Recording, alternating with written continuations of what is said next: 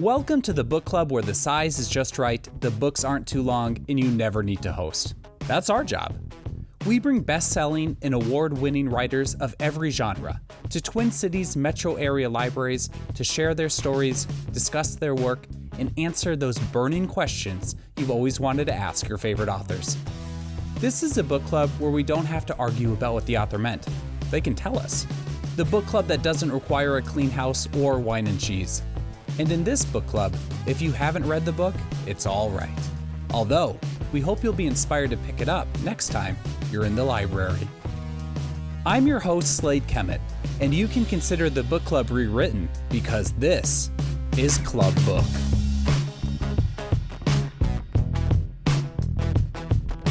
Club Book is made possible by Minnesota's Arts and Cultural Heritage Fund, YALSA, and Library Strategies, part of the Friends of the St. Paul Public Library. We would also like to thank our partnering bookseller, Red Balloon Bookshop. This podcast features Thomas Maltman at Dakota County Library, Westcott. Thomas Maltman defies genre classification, but the award-winning author's 4 novels to date each offer a grounded, unflinching look at rural small-town life in the upper Midwest. His first, The Nightbirds, vividly captures the devastating U.S. Dakota War of 1862, as seen through the eyes and reminiscences of German immigrants who lived alongside the Wahpekute Dakota.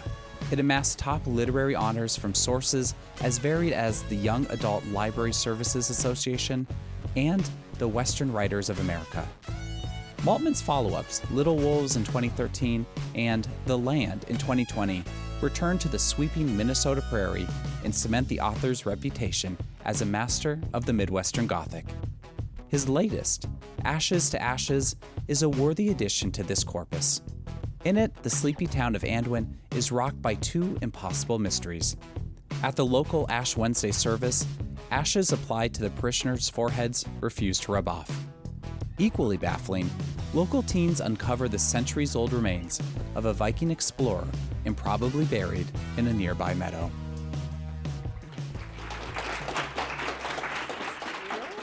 Thank you, all of you, for coming out tonight. It's wonderful to be here as part of the Club Book series. I am so excited.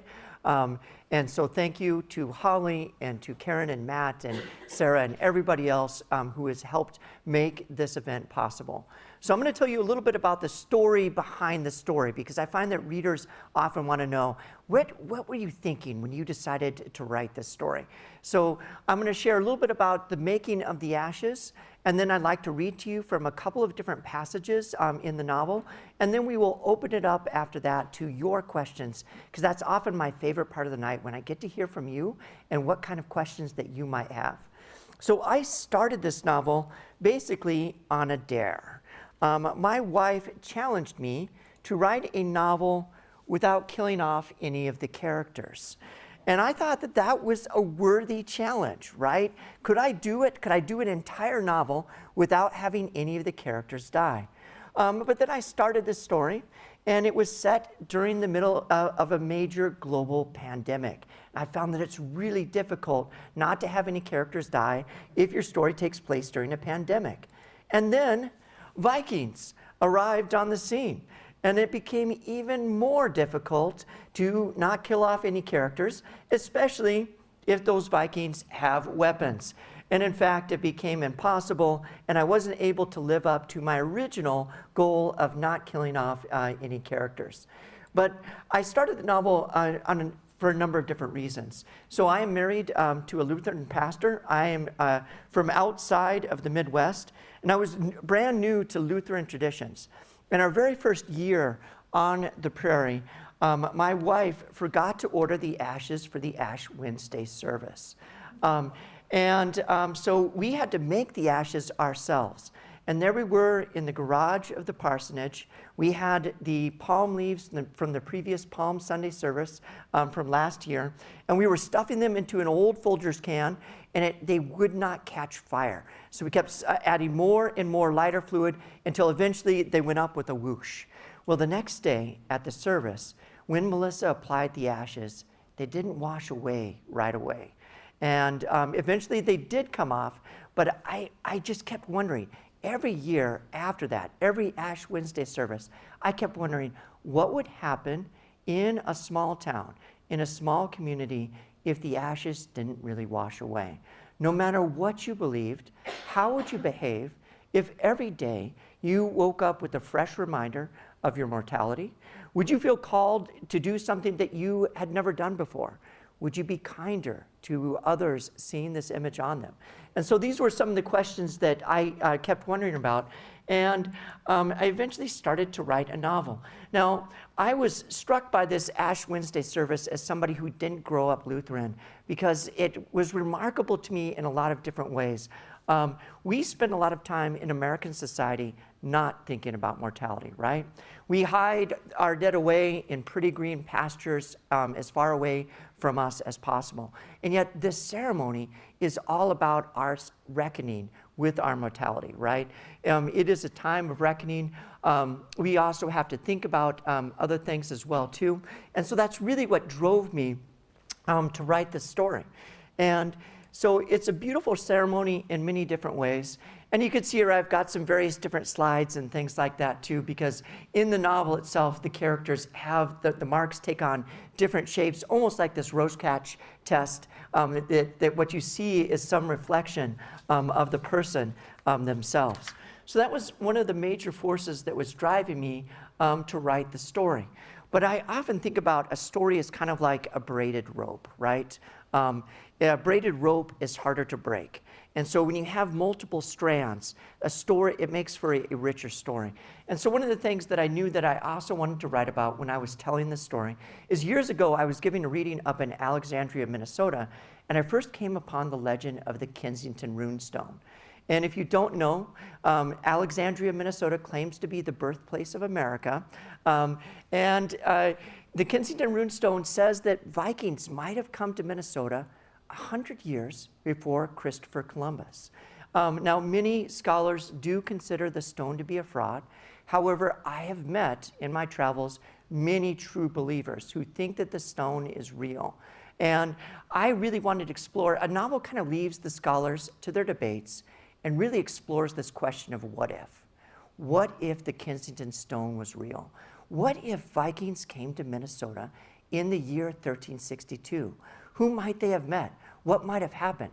And so I was really inspired by this legend. And so I knew that that was one other story that I wanted to tell. I wanted to tell the story of this small town and what happens during one Lenten season when the ashes don't wash away. And that I knew I also wanted to tell the story of Vikings arriving to, in the state of Minnesota in 1362. So those are some of the major strands that went into the writing of the story. And I'm going to share with you a few other things that go with it as well, too. I'm going to read from a few passages in just a moment. One of the passages that I want to share with you, this passage takes place after there's this enormous windstorm. And after this enormous windstorm, a tree is toppled. And when the tree topples, they discover a skeleton down below the tree. And the skeleton, at first, the remains don't seem to be indigenous. And so the teenagers who are the central characters in my novel, they think that this might be one of these Vikings explorers from many years ago. And so I'm going to read you to the passage of what happens when these teenagers first come upon the skeleton. And one of them, his father is the sheriff. His father is the county sheriff. And this is what happens when the county sheriff arrives on the scene.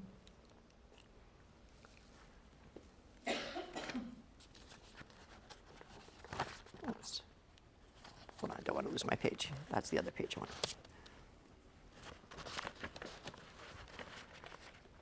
First on the scene is Lucas's father, Sheriff Glenn Halverson. He meets the teens in the kitchen, where he has tasked Lucas with preparing him a fresh pot of coffee. He frowns when his son serves him the coffee in a mug imprinted with the words, "Best mom ever." His intent expression reminds Basil so much of Lucas, the son, a lighter, trimmer version of his dark and serious father, the same sculpted cheekbones and watchful eyes. While Basil and Morgan stand nearby, father and son sit across from each other, drinking black coffee neither of them really seem to need. Watching them, Basil can't help wondering, how can he not know his own son? From a breast pocket of his tan uniform, Glenn slides out a small spiral notebook where he jots down inscrutable marks as Lucas fills them in. So what made you think right off the jawbone was human? He interrupts at one point. It sure as hell didn't come from a deer, Dad. When they came back inside from tossing the jawbone back into the hole along with the skeleton, Lucas scrubbed his hands raw in the sink, complaining he could still smell it on his skin. Glenn presses the barrel of his ballpoint pen against his lips, as if mulling this over. None of you touched anything, right? He's not looking directly at the teens as he says this. But Basil senses a shift in the room, the sheriff honing in on something. Why would anyone touch a skeleton on purpose? Lucas says.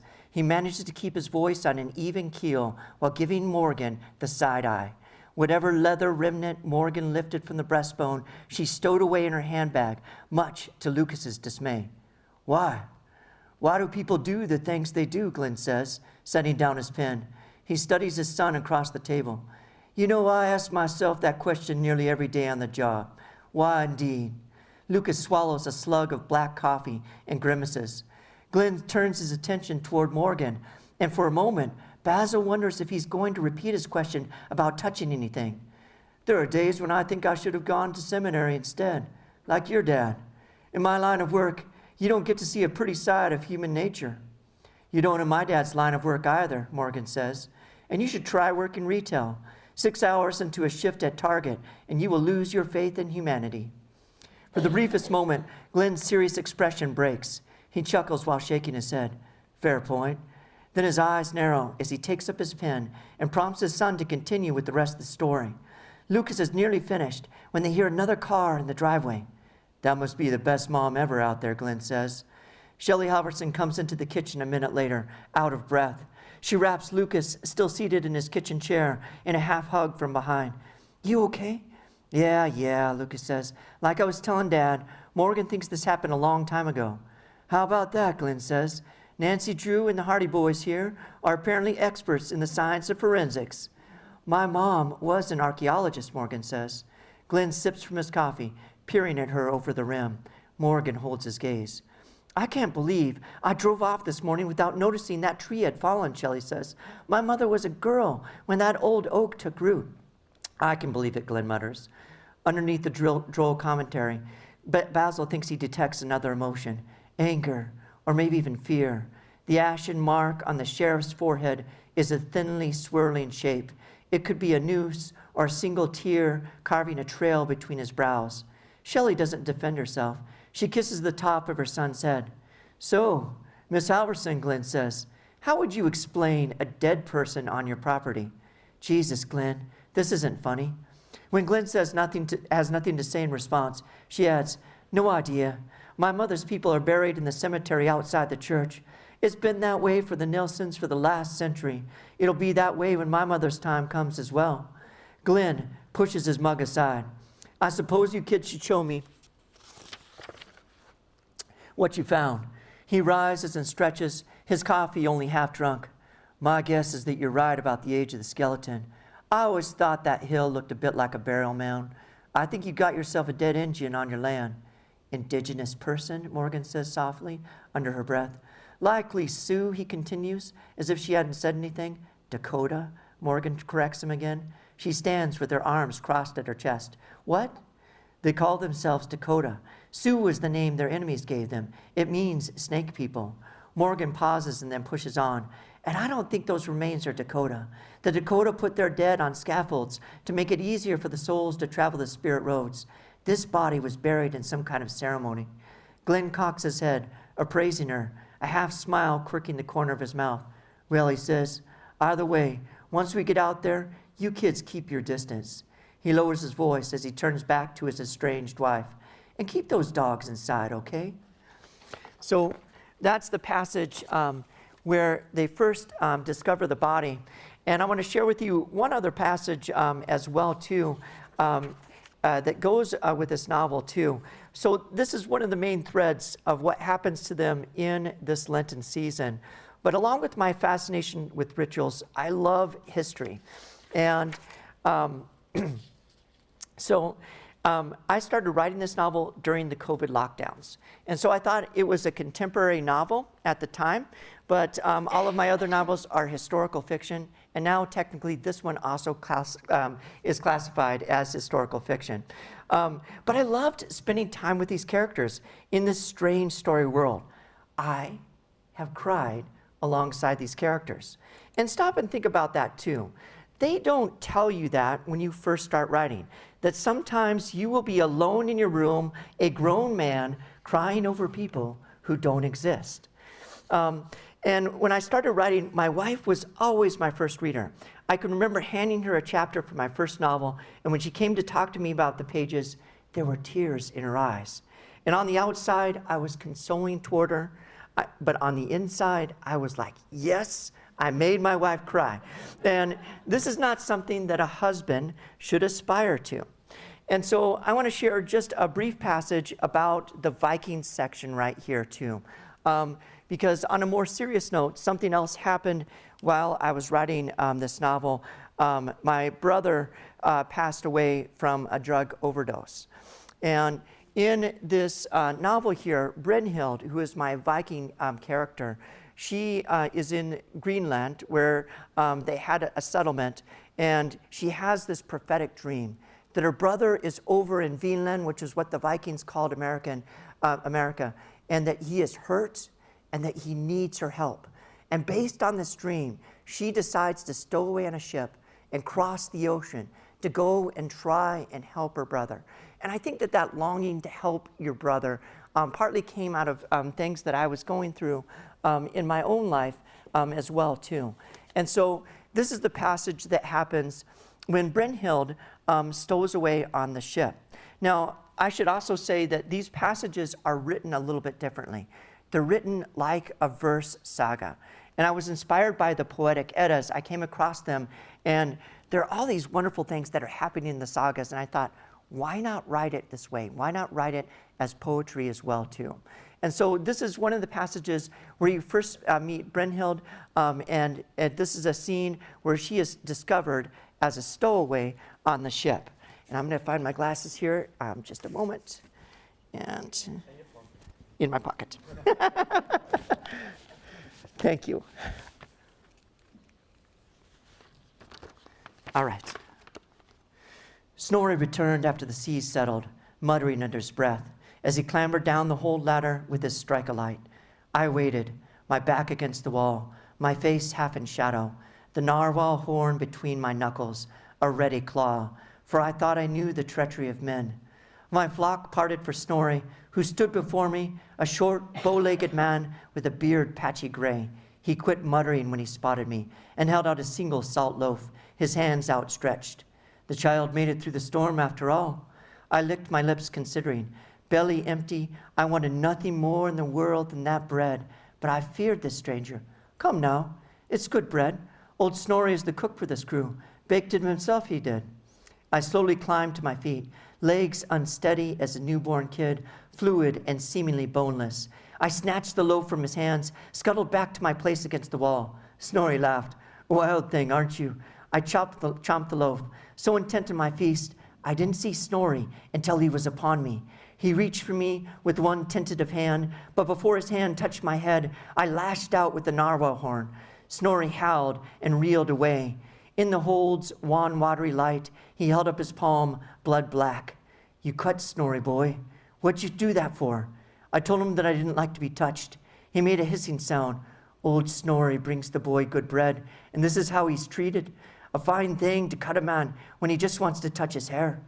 I returned to my loaf. Satisfied, he wouldn't try touching me again. See if old Snorri brings you any more. You'll starve down here. Old Snorri only wanted to touch because he hasn't seen hair like yours, a fine and brassy gold, since his own brother died. The child reminds him of Frode. Lost him all these years ago. Fell through the ice, trying to cross a river, right before Snorri's eyes. We warned him not to cross, but he didn't listen. The river took him, and we never did find his body. After he finished his story, I wanted to tell him about my own brother, but he wasn't listening. Not as sorry as if any of the others were to find you. Stowaways bring bad luck. Everyone knows it. Almost as bad as bringing a woman on board. He sniffed the air about him, nursing his wound. I asked if there was more bread, and Snorri snorted. And now he asks for more. A greedy thing the child is. Perhaps Snorri can find more for the sake of Frode. I promised not to cut him again, and now he seeks to bargain with Snorri. What'd you cut him with anyways? I took out the narwhal horn, tied to its thong, and when he asked to hold it, I told him that no man could touch it, and if any did, it might lose its magic. What do you give, old Snorri, then? Above us, someone on deck rapped the hold's trap door. Snorri held up his wounded hand, signaling quiet, as the man called down that Snorri should quit molesting the goats, because the captain was after him. Snorri muttered as the man went away. Oh, there's danger here, you can't imagine. I'll give you a story, I said to him, in return for bread. And what good is that? I thought for a moment before answering. A story of a boy who went in the river and was not seen again. Snorri hissed at that. I went on. He was not seen again because the river swept him under the mountains where the dwarves live. There, in the land of the dwarves, he found his fate. Snorri swayed where he stood. Frode always loved tales of the dwarves. Are you a witch, child, that you know such things? I could not tell him that my uncle Dagfinn had been a skald who, after a few bone cups of sour milk mead, would sing sagas his own dad taught him until drink overtook him and his voice broke. A secret thing, these pagan stories, for the old priest at Valsey Ford could not know what he taught. A story you can carry with you wherever you go, I said. It can warm your heart on the coldest night. It can fill your belly when you have nothing to eat. It can be the air in your lungs when you feel like you can't breathe.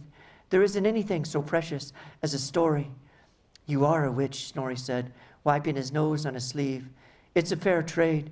So down in the hold, over whale roads rolling, in last Nar to sail for Vinland, by the orders of King Magnus, for we searched after a lost colony.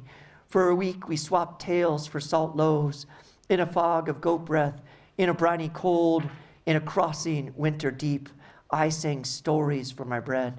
All this was before the coming of Kevelduf. So that is a little bit about Brynhild, who is one of the major characters that I discovered as I wrote the story.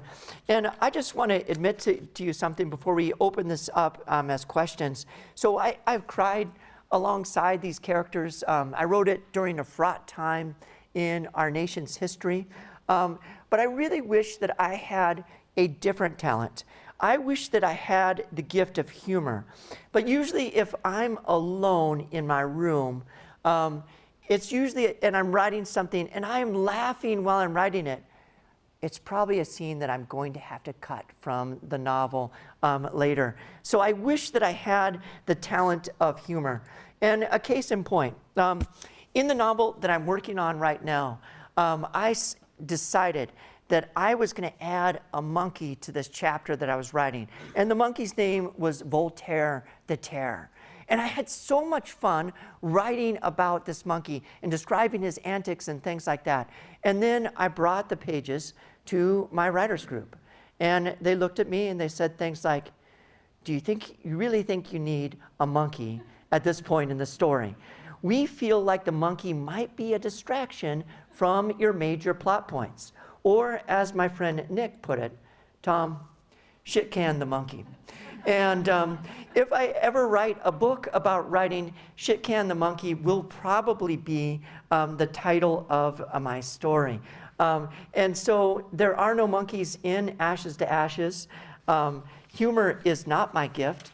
And while I do say that I cried while writing many of these scenes and cried alongside the characters, many of my novels are kind of a Gothic tone. This one I would describe as maybe my most hopeful novel. Now, there are bad things that happen in the story, but I think ultimately it's a hopeful story, and I think that that partly reflects on the time that I was writing it.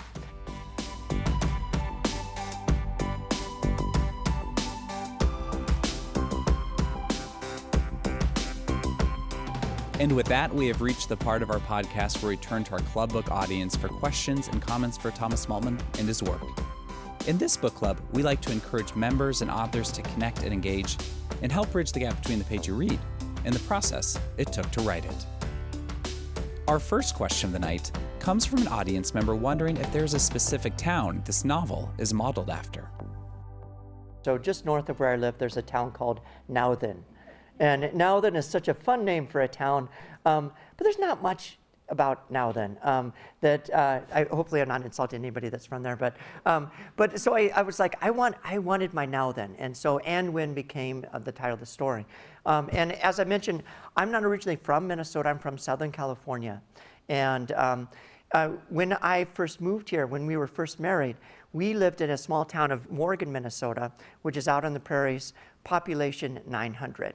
And it was just a brand new experience to me. I wasn't used to going to the grocery store and everybody knowing who I was. If I drove out of town, people would tell my wife, hey, we saw your husband driving out of town. And so, you know, it was very much a different way, a fishbowl way of existence, like you live in a fishbowl. And in fact, one of the pastors that we knew, she lived in Nebraska, and she described one time when she was crossing the living room of the parsonage, she tripped and almost fell. And a moment later, the phone rang, and she went to the phone, and the voice on the other end said, "Are you okay?" And so it was kind of her first, sign that, boy, you are in the public eye. And so there are a lot of really beautiful things about small towns, right? I was teaching at a high school at the time. I teach at Normandale, and in fact, I taught with Adam right here many years. I was teaching at high school, and the students, they would come by on their runs while they were running cross country. They'd say, "Hey, come on out and join us, Mr. Maltman." And so they would come by the parsonage for help with their college entrance essays. And so it was like a very different way of existence, where you were so much a part of everything. And I was fascinated by small towns. As someone who had never been, I thought 18,000 people was a small town. Yeah, the graduating class had 25 students the year that I taught there. And so I love small towns, and I kind of think of small towns as almost like this microcosm of the American story, this microcosm of human experience. And so I keep coming back to small towns. I didn't grow up on a farm either, but my wife grew up on a farm. And so again here, I'd never hunted before, never done anything like that. And I was fascinated by all of that. And so it is funny that I have 4 novels. They are all very deeply Minnesota novels, even though I'm not from Minnesota. Because I think sometimes when you live in a place, when you travel there, you don't see what's special about it. You stop seeing what's special about it. And sometimes an outsider comes along like, wow, that's really different, you know. So that's a long answer maybe to your question. This audience member asks what Maltman likes to read. I love so many different kinds of stories. And so right now I'm teaching a literature class. I teach over, as I mentioned, at Normandale. And I'm really trying to encourage students to step outside of their genre boundaries. Because I think that when you read in genres that you don't normally read in, that it enriches your reading experience and it enriches your life. My favorites, though, are really literary novels. So like Daniel Mason has a wonderful novel called North Country. And Andrew Miller won the Cost Award for a novel called Pure, which is set right before the French Revolution. And so I'm reading another Andrew Miller novel right now called And Then We Shall Be Entirely Free, which is just this beautiful novel. And so I do love to read literary, historical fiction, literary fiction, but I read across a wide genre. And my first love was probably fantasy. And there's some fantastic fantasy elements that I did try to weave into Ashes to Ashes too. This question is about the significance of the silo on the cover of Ashes to Ashes. You know, one of the things that I'm also fascinated with is farms are a very dangerous place, and the silo is one of the most dangerous places on any farm. And so my characters, how do characters come to you? These characters came to me, Basil's character in particular, when I was reading true stories about farmers who had been in accidents in grain bins but managed to survive. And so, because most of the time, if you are have an accident in a grain bin, that's it. And you know, there's the phrase, "What the grain gets, the grain keeps." And that's just a reminder that it is very, very dangerous. And so I'd read this story about a father and son who survived this accident. And I was like, there they are. There's my characters. They're hurt, they're wounded. The son feels guilty because it was his fault. And so that's why the silo is on there. And there are often, I was telling people, with this next novel, Ashes to Ashes, I was like, I hope they don't put like an abandoned farm building on the cover. And then they put an abandoned farm building on the cover. But that's okay, because I liked the ruins that they had in the background and things like that too. But that's the significance of the silo that's in there too. Our next question is what Thomas Maltman's research process looks like. Talking to my in-laws. So my in-laws have about, in the novel, they have 33 head of cattle, and they have about that on 2 of their farms.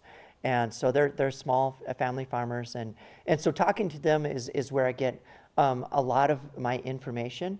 And then from reading too, and then just, living in a small town like Morgan, I mean, you meet so many different farmers who have all these different kinds of stories.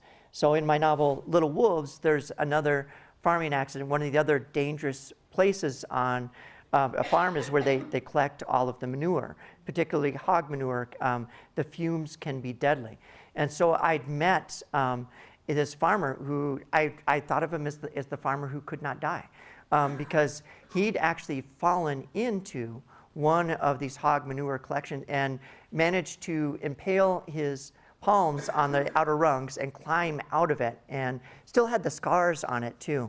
And then another story he told me is that he was in one of his hog barns, and apparently there was some kind of sewage leak, and he turned around and all of the hogs were dead.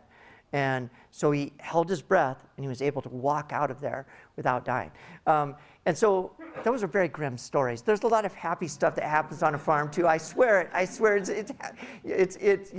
But when you come across those stories, they kind of stick with you. You think about it, and you wonder, okay, how can I bring this in or dramatize this? That farms have. It's a beautiful place where life happens, but and it's a side of America that we don't often see or we don't often think about. It's on all of our products. Bacon has farm this, farm that. It's on everything, but we don't often think about what is it on a day-to-day existence to be a farmer in Minnesota in January when it's 30 below zero and all of your water the cattle need is frozen over, and you got to go out there at 3 a.m. to break the ice. So that's part of what kind of motivates me too. This Club Book audience member wonders about the resolution for the character of Basil. Yeah, and we don't quite know what's going to happen in the future for Basil's mom, and I think that is true. That's an aspect of it that some people do experience that healing, that kind of rebirth in life. And some people are trapped in the same patterns and aren't ever quite able to escape from it too.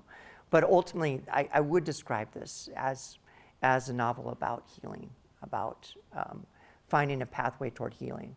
And that's what Basil longs for. I almost called him Basil too. He's based on a North Star player named Basil, and who was the kind of the enforcer. And Basil's like this huge giant of a character. He's nothing like me.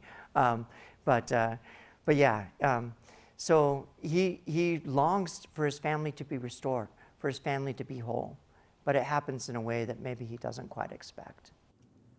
Our next question is when Thomas Maltman knew he wanted to become a writer. I've known that I wanted to be an author ever since I was like 16 years old, And I can remember telling my dad, I said, Dad, I have loved books so much, and I loved books as a young man. And books meant the world for me. And so I knew that I had taken so much from books. I would read a book a day, and I loved them so much that I knew I wanted to make a book of my own.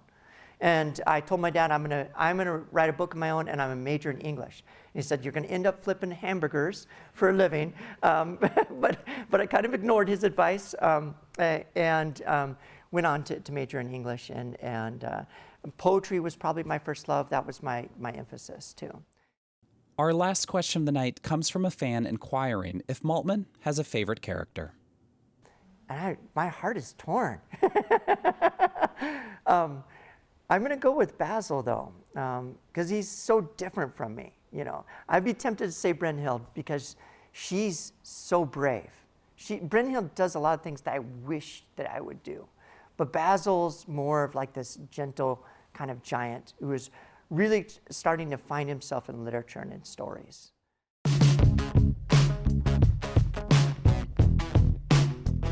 That wraps up our Dakota County Library event with Thomas Maltman. Make sure to catch our next podcast with Lee Hawkins. Pulitzer Prize finalist Lee Hawkins is an acclaimed journalist who investigates the intersection between race, education, and equity. Hawkins explores centuries of oppression and trauma in his own lineage in his new memoir, I Am Nobody's Slave: How Uncovering My Family's History Set Me Free. Visit us online at clubbook.org for details on past and present seasons, sign up for our e-newsletter, check out our calendar, and so much more. Stay up to date with all of our events at our Club Book Facebook page. If you're on Twitter, find us using the handle ClubBookMN. And if you enjoy these free Club Book events and podcasts, remember to share them with your friends. They just may too. Thanks again to all those who make Club Book possible, including YALSA, Library Strategies, and Minnesota's Arts and Cultural Heritage Fund. Our sponsors include Red Balloon Bookshop, where you can purchase all the books featured in Club Book. Finally, a very special thank you to all the libraries hosting events this season. That's it for Club Book, the coolest club in town. We'll see you at the library.